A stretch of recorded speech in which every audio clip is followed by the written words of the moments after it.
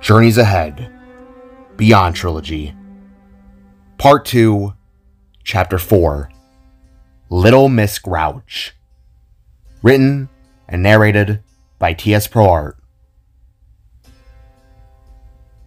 Alright, Sparky. That should do it. Cleaning off a wound upon Void's head, T's version of Nock nodded with a happy-eyed expression, all having no mouth to be seen. This Nock reflection was a spirit just like Tiger, a goopy redhead-only ghost that was connected to a small mechanical body. Having only one leg with a motor wheel and a pair of flimsy arms, this Nock seemed nice enough compared to his own back home. But there was really no time to chat, for the ghost just turned and rolled off to aid another Salvaheim resident. Don't call me that, please.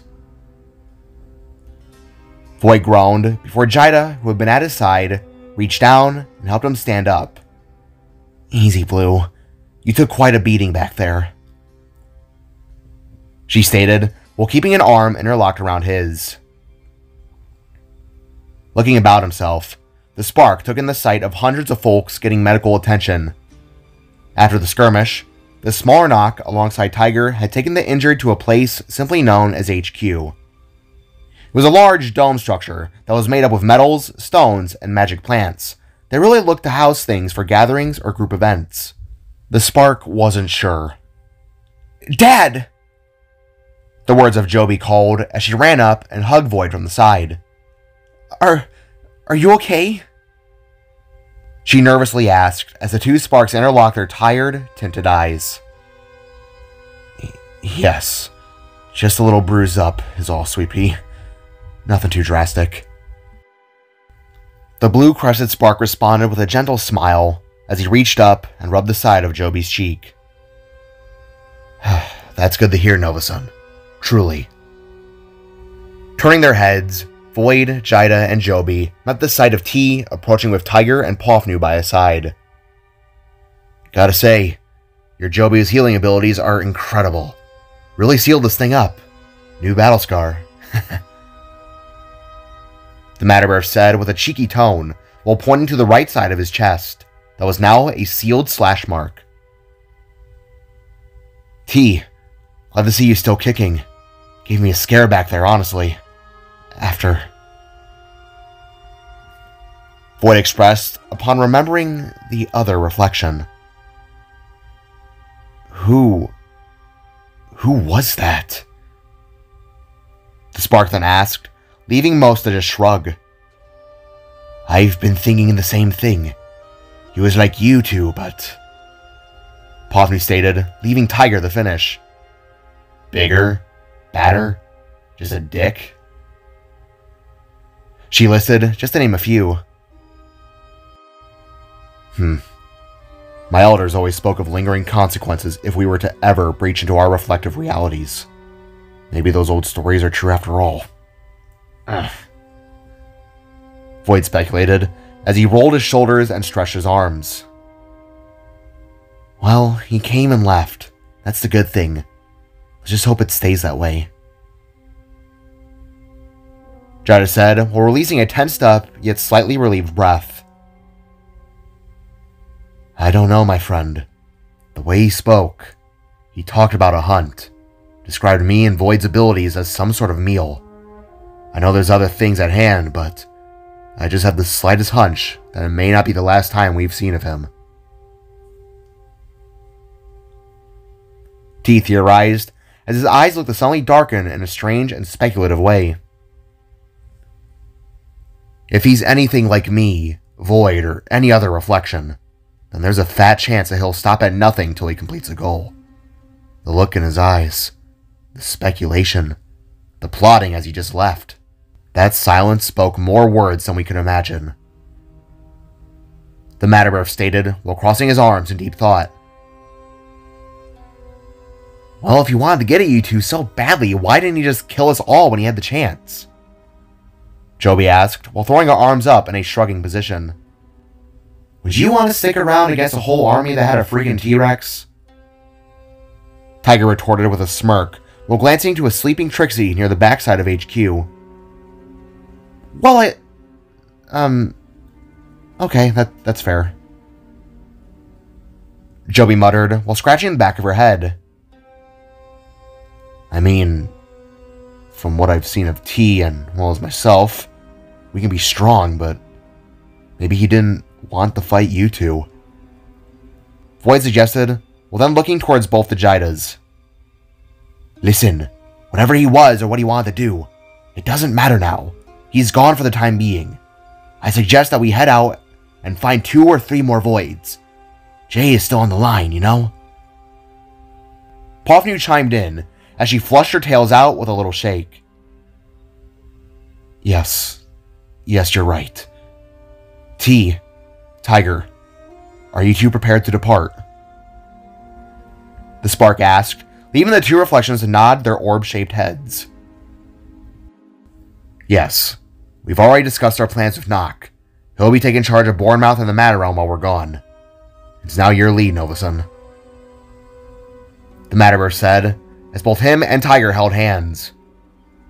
Nodding, Void looked to his family, who seemed ready to depart as well. Seeing that everyone gave the okay, the spark turned and gestured for them to follow, but they had to get back to the portal in the woods.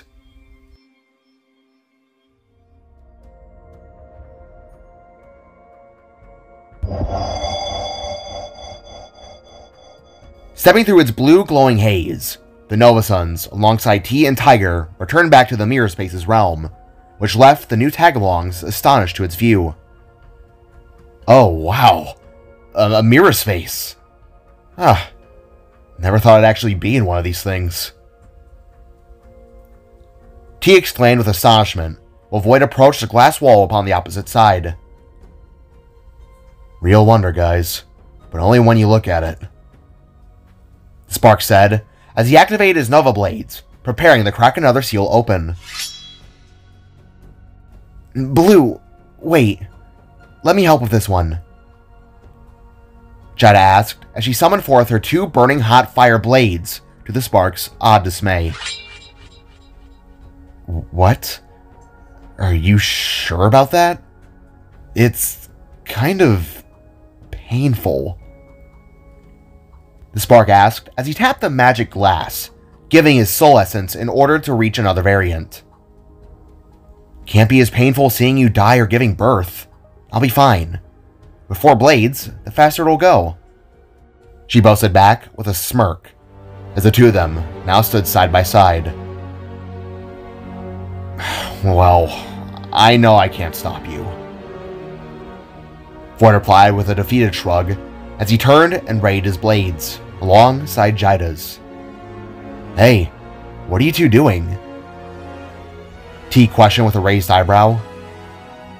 Oh, you know, just breaking things that aren't meant to be broken. Void replied, as both him and Jaida plunged their blades into the glass, in turn, making the spark's blue energy red, and Jaida's orange flares purple. Wincing in pain, they both quickly cut and twisted the glass, swiftly breaking it apart and stumbling back when stunned. Whoa! Tiger shouted, as everyone approached the merry pair. You okay? Void asked, as the red energy collected into his heart once again, while a purple essence collected itself in the Jaida's. Groaning, the cosmic angel took a kneel and gasped out a tired and wheezing breath, leaving everyone a tad concerned as to her condition.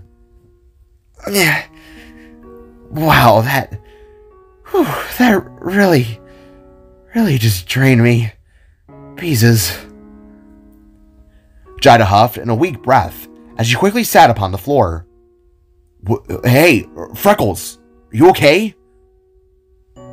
Void asked in a slight panic, leaving Jaida to just raise her hand and sigh with a smile. Yeah, oh boy. She went on, before straight up passing out. Oh my god, it knocked her out, Joby said while kneeling down to her mother's side. Jaida! Void shouted in shock as he then began to shake her. Honey! Jaida! He repeated again. Relax, she's okay, Pofnu said while placing a hand upon her forehead. It's just her stress levels seem to have been off the charts. The shock she was given must have sent her brain into a rest mode. It's no coma, thank the gods, but she's going to be out for a while. The fox explained, while looking up to Void with tamed eyes. What? Matira's mite, are you serious? He worriedly asked, before gently scooping his wife up and resting her against the back wall. Joby, Tiger, if we put our essences together, we can awake her sooner rather than later, Pofnu stated as she began to hover a hand right over Jida's head. Damn it, what do you want us to do then? Void asked as he now stood beside the tad, nervous, yet inquisitive T. Find your reflection? Joby stated as she began to send waves of light matter into Jida's heart. Look, we'll take care of her from here. Just be careful and get back safe, you two, Tiger replied while warming her reflection up in a gentle sun ray looking haze. Reaching a hand out, Void went to speak back, but quickly felt another upon his shoulder. They're right. Knowing my wife and what appears to be two skilled healers, I'm sure she'll be fine by the time we get back, T stated as he turned and looked upon a light lavender glowing portal. But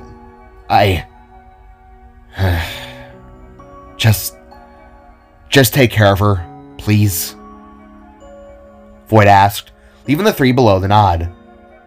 You have my word, Tiger assured as she returned back to her reflection's snoozing form. Although not wanting to leave his wife, Void knew that he had to do this. She was going to be fine, he told himself. Jay wouldn't be if they continued to stall. Leaning down, Void kissed Jida on her forehead as they silent goodbye, before standing up and nodding towards T. Turning around, the two Voids faced the portal together, braced, and then jumped through, heading to wherever the rift would lead them in the sole open world of the Omniverse.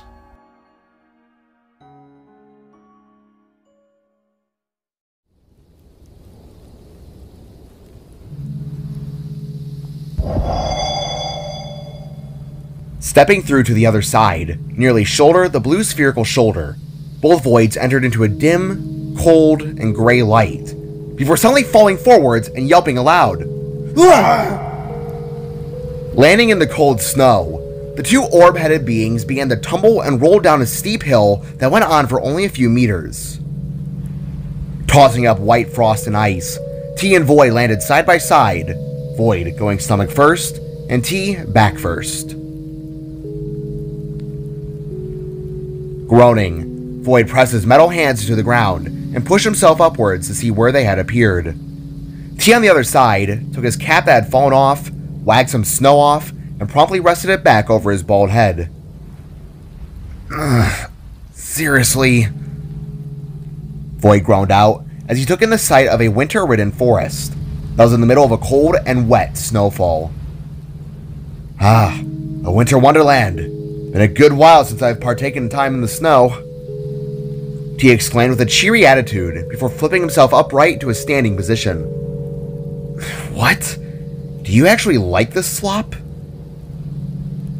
Void questioned his reflection as he stood and brushed himself off. Yes, it is always a treat. Sure, it's chilly, but just look at the wonder. T tried to reason with positivity as he gestured to the woods that surrounded them, which trees had been frozen over.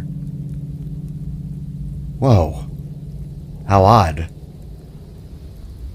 mumbled the Matterbirth while Void raised his arm up with a new destination being named. New reality discovered. Welcome to Earth 12346, it exclaimed, leaving Void a tad annoyed to its number layout. Really? It skipped the 5? The spark spat as T began to approach the frozen over trees, seeing that the ice looked to have a glowing pink tinge to its form. Strange, he said as Void walked up to see as well. Pink ice? He asked, now beginning to see that nearly every single tree was frozen over. Yep, pink ice, the Matterbirth assured, while placing both hands on his blocky hips and looking around himself. So, where do you want to look first? T asked, with a slight shiver to his words, as Void's left side horns suddenly hummed with a faint activation. Whoa, T spouted, as his left horns activated as well. It was the same feeling they had both shared upon meeting one another, that soul-bound connection that let them know who they were. However, this one was cold, dead cold and tense, not relaxed like T's, nor dark endured like the Hunter's. This essence just reeked with sorrow. This way, Void guided while pointing leftwards. Aye aye, Captain, T agreed, as the both of them began to march onwards through the snow.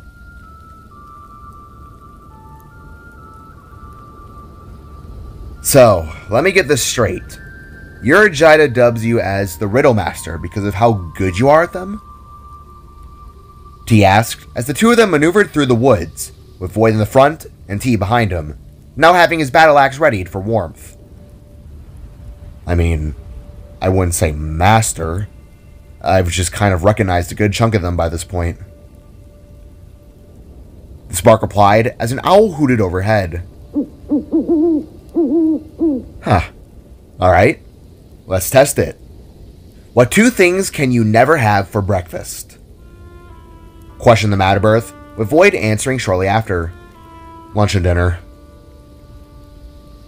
Smirking to this correct answer, T looked off to the side before asking another. Okay, smart guy. What two words added together contain the most letters? Without even wasting a second, Void answered correctly with post office. Damn, you're good. Honestly, I can't answer a riddle to save my life. T expressed in an impressed tone, looking up towards the grayed out clouds in the sky. Well, I mean, when I was alone as a kid, I found this big book of riddles in a dumpster, and that kept me entertained. I would read it for hours to help cope with my troubles. Have you ever had any comfort items like that? You seem like a cheery fellow after all this time. Void asked, causing T's smile to fade for a long moment. Thinking about it, the Matterbirth looked to the ground in a silent thought that left Void a tad nervous. You don't have to talk about anything if you don't want to. I was just curious. Void stated with an uneasy tone, but T had already made up his mind. This scarf around my neck belonged to Tiger when she was alive. After the war, when I returned back home on Earth, me and my friends went on several adventures. Adventures that weren't the fun kind. T explained as he held onto the old and raggedy item around his neck. Through each skirmish, each battle and tussle, it remained tightly around my neck. It was a reminder as to why I did what I did. Not to mention, it brought much comfort in dark times. Very dark times. The Matterbirth explained as the traumas of his past looked to flash within his once happy, white, shimmering eyes. T? Void asked as he slowly turned around and looked upon the Matterbirth, who had stopped walking and now blankly stared down to the snow. T? Void asked aloud once again, this time snapping the older version of himself out of the fog. He asked with a sharp look back up. You okay? Void inquired with a head tilt, growing worried for his older counterpart. Am I? Oh. Yeah, I'm fine. The past is the past, you know? No, that can't hurt me anymore. The Matterbirth stated with a smile as he then began to march on, choosing to ignore what happened then and focus on the present. Come on, let's continue. He beckoned with a hand wave. Although worried for his friend, the Spark didn't want to indulge in his troubles anymore, so he simply continued on as he did before. Aye aye, Captain.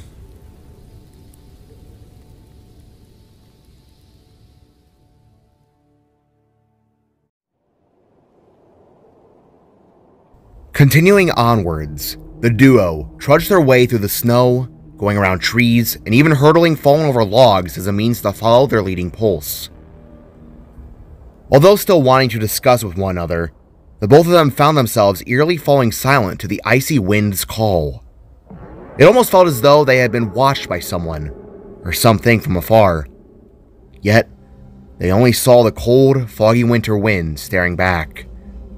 It was truly a surreal experience, but one that quickly became all the stranger. What on matter is that?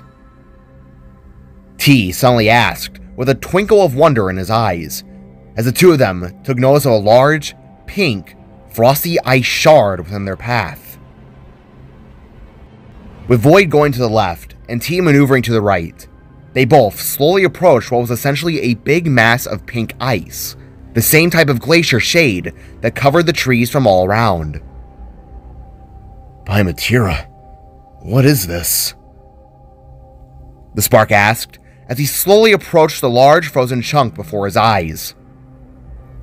Reaching out, he placed his right mechanical palm upon its crusted and frosted over exterior and wiped the excess ice off, only to reveal a grisly and twisted looking face staring right back. Void shouted in fright as the rest of the outer snow spilled to the ground, revealing a frozen monster. What the hell? T questioned as they both took a good look at its form. Frozen in place was a tall, lanky, and pale humanoid-looking creature. It had white, malnourished skin, a sunken gut, along with sharp, taloned claws. Its mouth had been wide open, looking to have been mid-scream.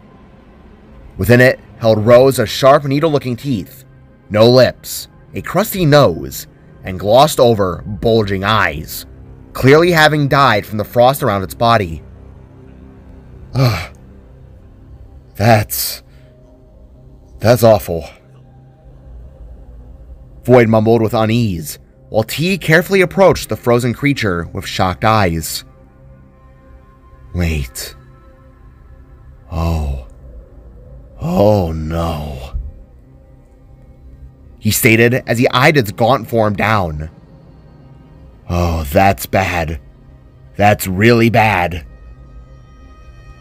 The Matterbirth went on, leaving Void to tilt his head in worry. Bad? What do you mean that's bad? He asked, causing T to turn with concerned eyes. Nova-san, do you realize what this is? T asked, only for Void to shrug his shoulders as a response. This is a Wendigo, a starved spirit whose only desire is to consume flesh. The Matterbirth revealed, causing Void's eyes to widen and perk with shock. What? Are you serious? I thought these creatures were like fed-up looking deer things. The Spark asked as he eyed the native legend down in a nervous stare. You're thinking about the pop culture side to them. Normally they are shells of its host. This poor guy must have done some nasty things to end up like this. T went on, while Void had the urge to ask. Okay, that begs the question. How exactly was this beast trapped? This is clearly not a normal ice strand. Hell, it looks to have even been running when it froze. Void stated, taking note of the monster, looking to have been mid-sprint or even lunging. That's rather a fair question, my brother. T replied as he began to scratch his now snow-tinged beard. As I began to think on it a little bit more, the two Voids were suddenly taken aback by the sound of a twig snapping off to their side. Within the fraction of a second, both Void and T went back to back and readied their weapons. Void with his Nova Blades and battle mask, while T just readied his axe in a cold sweat. Stay alert. This thing may have some friends trudging about these lands. T affirmed, while Void just scanned the woods, not noticing anything terrifying of note. That's a concerning thought. Can't say I've fought a monster of folklore before, though. The Spark replied, as the two of them began to turn in unison, getting a 360 scope of their surroundings. I mean, I fought a burning knight once with wings, if you want to count that as a folklore monster. T replied, leaving Void to chuckle with confusion. Sure, pal. Why not? Replied the Spark, when suddenly, a chunk of snow fell upon his head. Blinking from behind the visor, Void and T first glanced at each other, and then slowly turned their sights upwards. There, up and above their heads, perched on a tree branch, was a dark gray cloaked, pink glowing-eyed figure that glared upon them with a frosty breath. What the? Void asked in shock, but couldn't even finish, for the figure suddenly made their move. Landing down with a pink glowing fist of power, the figures smashed themselves into the snow and sent out a large wall of spiked pink ice outwards in a slanted angle. Flying backwards from this attack, while Void and T went flipping through the air before landing upon their feet at landfall. Whoa! The Matterbirth exclaimed in shock as the spiked wall of pink ice shattered apart the Wendigo's frozen form to mere rubble.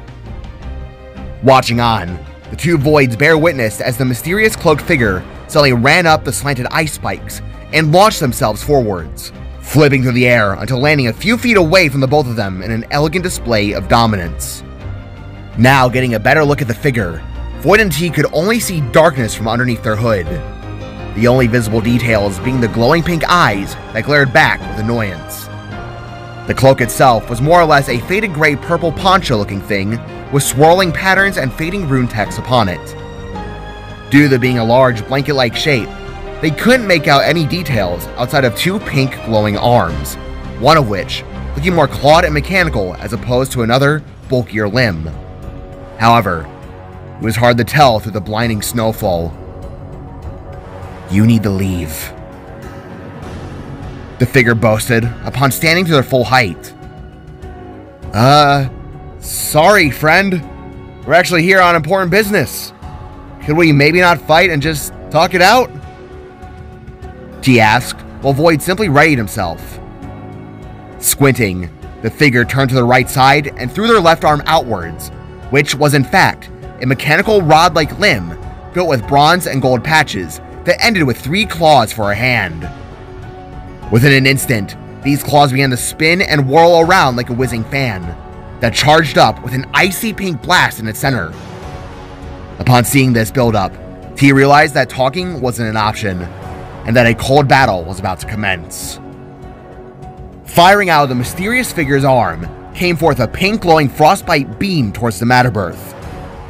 Reacting fast, T quickly swung his right arm around and summoned forth a dark blue Nova rune that took the blast head-on. The beam was so cold that one could easily mistaken it for being pure heat. Yet, as the shield held on against its onslaught, both T and Void noticed that the rune began to freeze.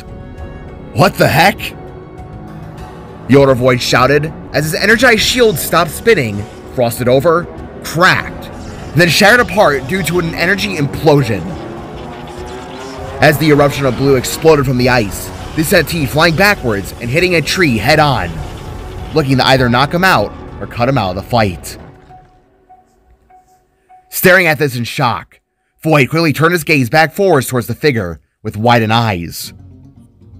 Glaring right back, their shining pink irises looked to snarl with a twinge of malice before they turned once again to aim their frost blast. Not wanting to be struck by this disastrous and lethal blow, Void quickly activated and swung his right electricity-filled hook out. Launching it forwards, the crimson blue blade lashed itself around the cloaked being's arm in a tight and burning hold. Wincing, Void attempted to then pull the force of nature down, but found that their footing as well as their strength was a lot more firm than predicted. From what the Spark could tell, the mysterious being seemed to be shorter than himself, but definitely felt to be on the more brutish side with strength. Reaching their other arm around, the cloaked warrior took hold of the electrical chains that connected to the blade and froze them cold with one hard grasp. Before Void realized it, his body went numb and he was suddenly yanked forwards, up and over, and slammed into the snow behind the figure. gasping upon smashing down back first. Void groaned and then opened his eyes, only to see the figure jumping up and then dropping down with a bright pink boot that was ready to stomp his skull in. Eyes widening, Void quickly shot his right arm out and pulled himself away. Sliding across the snow, he watched as the figure fully dropped and created an ice rise in spikes. Dude, chill out, alright? We're just here searching for someone. Void pleaded with his arms raised. In response, the figure spoke with the activation of a metal blade from underneath their normal-looking arm. Looking down to this weapon, Void could now see that they had a right mechanical four-fingered hand that was connected to a bulky forearm. Wait a second. The Spark audibly asked as the figure lunged at him. Reactivating and readying his Nova Blades once again, the two of them began to partake in a slash-to-clash combat. From left to right, Void and the unknown Frosty Force smashed their weapons together. Flaming sparks of normal and blue went sizzling down to the snow as they both spun through its shivering embrace. Now stuck in a twirling blade lock, Void tried to see the face behind the cloak, but could only see the faint shimmers of pink staring back. However, the sensation within his horns was now buzzing in a positive reaction, making the Spark realize that whoever this was may have possibly been his reflection. However, before he had a chance to speak, the cloak being raised their boot up and kicked Void backwards, sending him crashing hard into a tree. Upon impact, the ice surrounding the plant shattered apart, leaving the Spark a tad dazed to this attack. Grabbing Void by his waist, the cloaked figure suddenly hoisted him up, and without warning, performed a full-on suplex to his already cold form, sending the both of them smashing and rolling back into the snow. Groaning and opening his eyes once again, Void caught his attacker lunging down, but now with a raised and frosted-over blade to his chest. In response, the Spark activated a Nova Rune that bounced the blade away with a sharp and audible clash. Stumbling to his feet, Void charged his fist up and delivered a strong right hook to the underside of the figure's cloaked head that created a shockwave of blue electricity in the surrounding snow. Audibly yelping, the unknown stumbled back, but was swiftly struck once again by another punch from Void, this one coming in from the left as opposed to the right.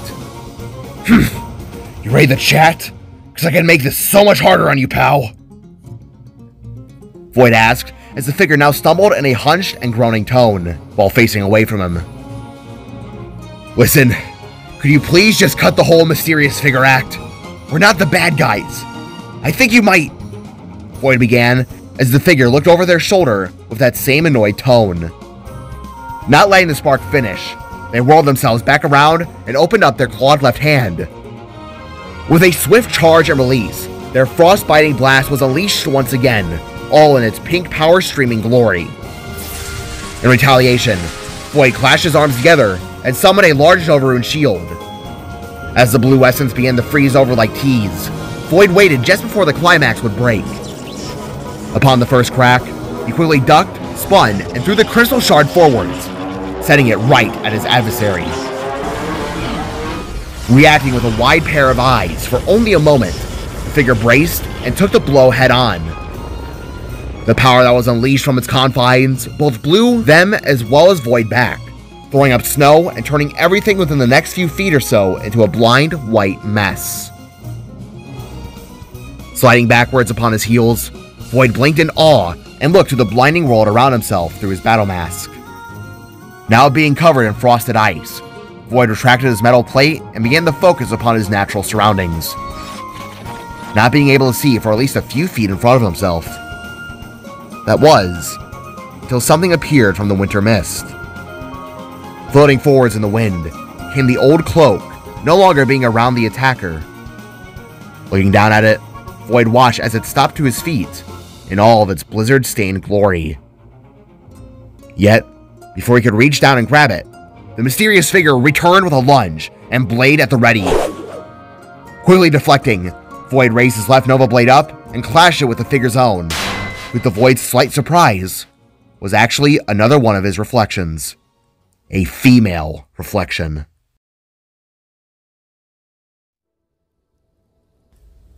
Locking his blue eyes with their shimmering pinks, Void began to take in the details of his counterpart.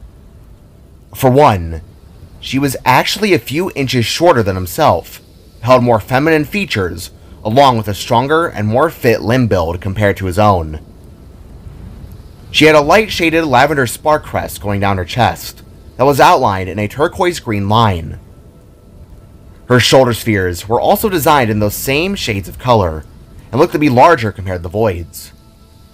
Her right upper arm and legs had the signature noodle-looking extension limbs, with hers being designed in a pink-gold type of metal. Her left arm, however, had been replaced by the powerful Frostbite blaster that held an upper blocky metal arm piece. Within the center of her left arm sat a green spherical elbow joint that connected the two pieces together, leaving Void a tad puzzled as to its design. Her clothes were also another oddity. Around her waist rested a pair of dark purple-gray jean shorts, buttoned and buckled and all. Around her feet were those same bulky boots that nearly crushed the Spark's skull, looking all bundled up and wrapped for the winter weather. They even had a green stripe going up and down their fronts. Outside of that and the cloak on the snow, that's all she wore, looking rather unfazed to the winter weather in general. Getting a good look at her face, Void found himself feeling rather breathtaken by her features. The first thing the Spark noticed was a massive, palm-sized scar that nearly made up the entirety of her left side face. She had soft pink skin with glowing swirly white veins that were accompanied by a set of 6 oval-shaped blue horns. Although her face was scrunched into a snarling stare, Void couldn't deny that his variant was actually quite beautiful, making him shocked to believe that this was a different version of himself. The last thing the Spark took note of was a necklace around her neck, a familiar, blue, guitar pick necklace that shimmered with a shiny blue haze. As Void stared upon the item in slight shock, his reflection followed his gaze and took notice of the orange one around his neck. Same shape and design, only difference being the color. As her eyes locked with this item, her glowing gaze slowly faded and became a pair of gentle yet tired eyes. Her left eye, the one that the scar was over, was a pure white, giving Void the impression that she was probably blind there. However, her right eye was a glowing green shade that held the look of a deep thought. With her face dropping to that of a stunned but tense tone, the reflection shifted her sights back upon Void's face, winced, and simply pushed him back, whilst retracting her blade. Stumbling, Void eyed his reflection, who now dropped both arms at her sides, and glared with a look of reluctant annoyance on display. Reflections. She spat, before reaching down and scooping her cloak off the snow. Walking back up, T rubbed the back of his head and eyed the female Void with curious eyes. Hey, we good here? He asked, as he then realized the reflection was actually a girl. Scoffing, the female Void wrapped her cloak back over herself, but kept the front side open and hoodie down, leaving her head and front-facing body exposed in the winter light. Looking back over, she glared upon both Void and T, and reinstated her greeting words. You two, you need to leave. She repeated, before turning heel and beginning to march off. What? Wait! Void called as he stumbled forwards with an arm outstretched. We need to talk! He stated with anguish, causing his reflection to stop, take a deep breath, and snap her head around. Did you not hear me, straggler? You need to leave. You're not welcome here. No one is welcome around here. Now take your sorry blue asses and turn tail and leave. The reflection boasted as she tilted her head with an angered wince. Ma'am, please. We can tell that you're most certainly not in the most talkative mood right now, but we're here for a very important reason. T explained as the female Void placed both of her hands on her hips and tilted her head to the side. Of course you are. Why am I not surprised? She retorted in a snarl, while Void gently approached in the most polite way he could. Please, can you just give us a few minutes of your time? Void pleaded as he gestured his hand towards the female reflection, who just gave him a stink eye in response. Matira's might. Fine. Make it quick, she stated with an angered flare to her swirls, giving Void his chance to state his purpose. Look, it's my son. He's trapped. He's stuck in a place that normal travelers like us can't reach by basic multiversal travel. Unless there's more than one of us. Void explained as he took Odin's book from his pocket and tossed it to the reflection, who caught it with ease. We're here asking for your help. Help us breach the veil into the unknown so I can bring my little boy back home. But the only way I can do that is if I'm aided by my reflections. Void continued as the female spark opened up the bookmarked passage to the beyond and began to read its confines. Look, I know this may all be sudden, but if you just give me a few more minutes, I'll... Before Void could finish, the reflection snapped the book closed and tossed it back at his feet, giving the most displeased voice either of the Voids had ever heard.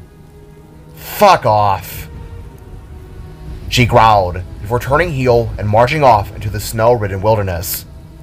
Whoa, language there, little lady, T said with a shocked tone, while Void looked on with stunned eyes. Wait!